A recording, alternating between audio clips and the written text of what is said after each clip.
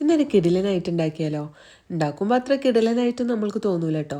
പക്ഷേ ഇതിൻ്റെ final result കാണുമ്പോൾ എത്രത്തോളം കിടിലനായിട്ടുണ്ടെന്ന് മനസ്സിലാവുള്ളൂ. അപ്പോൾ ഇതുപോലൊരു കാർഡ്ബോർഡ് പീസ് എടുത്തിട്ട് ആദ്യം 2 സർക്കിൾ കട്ട് ചെയ്തെടുക്കുക. പിന്നെ അതിൻ്റെ മുകളിലെ പീസ് ഇതുപോലെ വെട്ടിയെടുത്തിട്ട് അത് ഇതുപോലെ റൗണ്ടിൽ ഒട്ടിച്ചു കൊടുക്കുക. പിന്നെ നമ്മൾ ഗിവ് അവേയുടെ കാര്യം നിങ്ങൾ ആരും മറന്നിട്ടില്ലല്ലോ, നമ്മൾ മുമ്പത്തെ വീഡിയോസിൽ പറഞ്ഞിട്ടുണ്ടായിരുന്നു കേട്ടോ. അപ്പോൾ അത് കാണാത്തവരാണെങ്കിൽ പോയിട്ട് കാണുക. അപ്പോൾ നമ്മൾ ചാനലിൽ ഒരു ഗിവ് അവേ നടക്കുന്നുണ്ട്.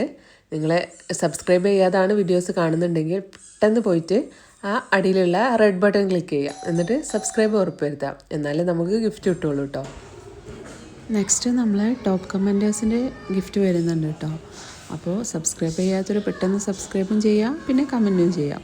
ഇതിലേതെങ്കിലുമൊക്കെ ഒരു ഗിഫ്റ്റ് അടിക്കുമല്ലോ.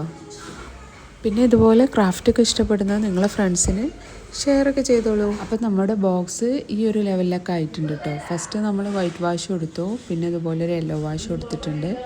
പിന്നെ സ്ട്രോബെറി ആണ് കേട്ടോ വരച്ചിട്ടുള്ളത്. അത് ആ സ്ട്രിപ്സിലായതുകൊണ്ട് തന്നെ സ്ട്രോബെറിക്ക് ചെറിയൊരു ഇളക്കമുണ്ട്.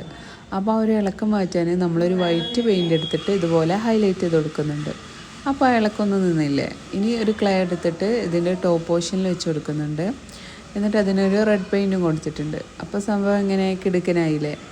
അപ്പോൾ നിങ്ങൾക്ക് ഇഷ്ടപ്പെട്ടാൽ ലൈക്ക് ചെയ്യുക, കമൻറ്റ് ചെയ്യുക, പിന്നെ സബ്സ്ക്രൈബ് ചെയ്ത് സപ്പോർട്ട് ചെയ്യാൻ ഞാൻ പ്രത്യേകം പറയേണ്ട ആവശ്യമില്ലല്ലോ. എല്ലാവരും ഗിവ് അവേയിൽ പാർട്ടിസിപ്പേറ്റും ചെയ്യുക.